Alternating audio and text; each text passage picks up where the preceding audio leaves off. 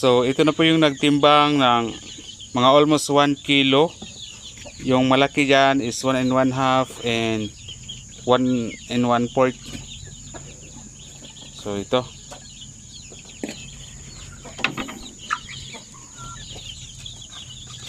Okay, so hindi na natin ito pinapakain. So yan yung karton na prepare na para ipadala.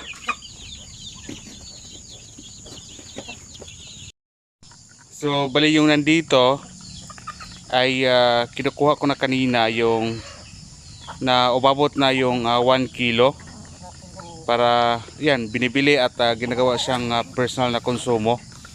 So at least just in case kung meron namang mag 1 kilo ay din pwede natin tawagan yung ating suki, yung bumibili sa atin dito ng per kilo, o kaya tulad ngayon na merong bumibili para sa personal na konsumo.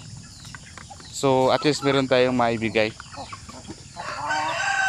Actually marami pa naman dito kasi meron pa doon sa kulungan yung iba.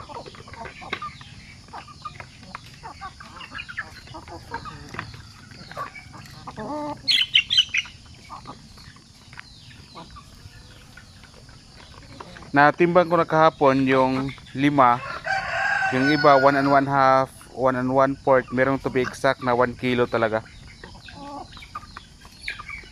Dito na ibutang boy.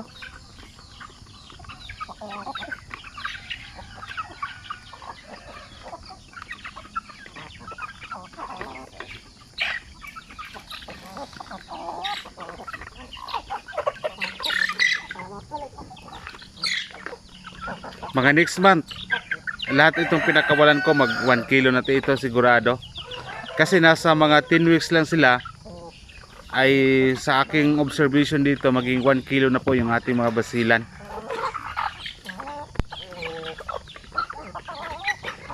10 to 12 weeks kaya na po ang 1 kilo.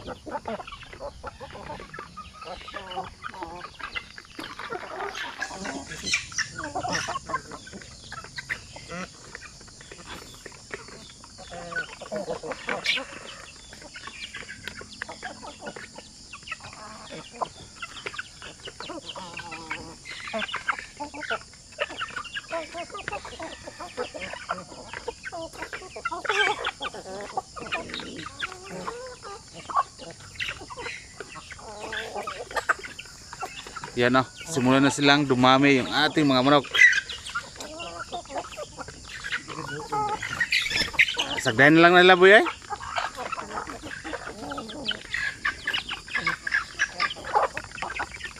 Tulad ganyan, malapit na yan mag 1 kilo. Ayun pa isa. Pero 2 months pa yan mahigit, wala pang 3 months. Kaya mga 10 to 12 weeks talaga mag 1 kilo na po yung ating mga manok.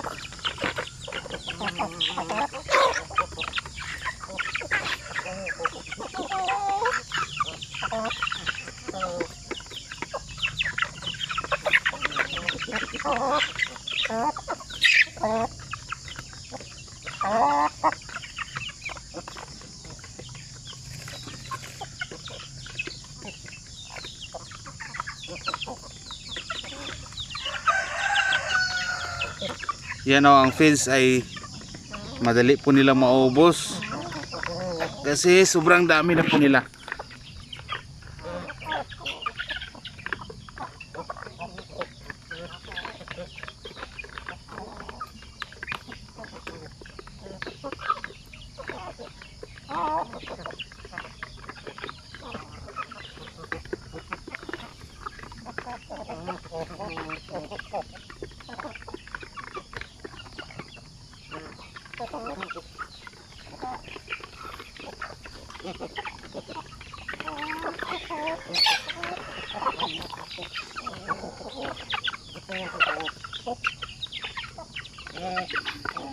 Kailangan minsan ay bantayan natin dito, baka may manok na nagkasipon or kung ano man, dapat i-separate natin agad.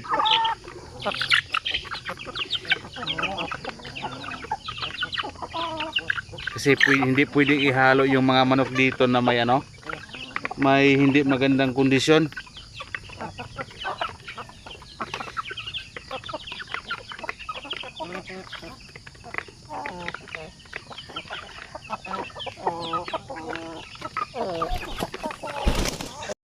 So, ang tatlo nito ay titig 1 kilo, yung isa 1 and 1/2, then yung isa 1 and 1/4. So, bali total nitong lima nasa 1,437 sa 250 per kilo. Okay. A few moments later. So, kanina ay nakuha na yung per kilo na tag 250. Ngayon naman, ito mga sisiw ito na basilan. So may bumili dito na tatlo lang. Yan o. So bawat isa nito ay nasa 250 bawat isa. So bali ngayong araw ay dalawa yung bumibili sa atin, yung may mga per kilo at saka yung mga sisiw na ito. Okay. So yan ay prepare na yung ating tawagan na karton para ipadala doon sa bumibili sa atin. Actually yung bumibili nito ay repeat buyer to sila. Bumili sila sa akin ng una ng tatlo, ngayon tatlo din naman.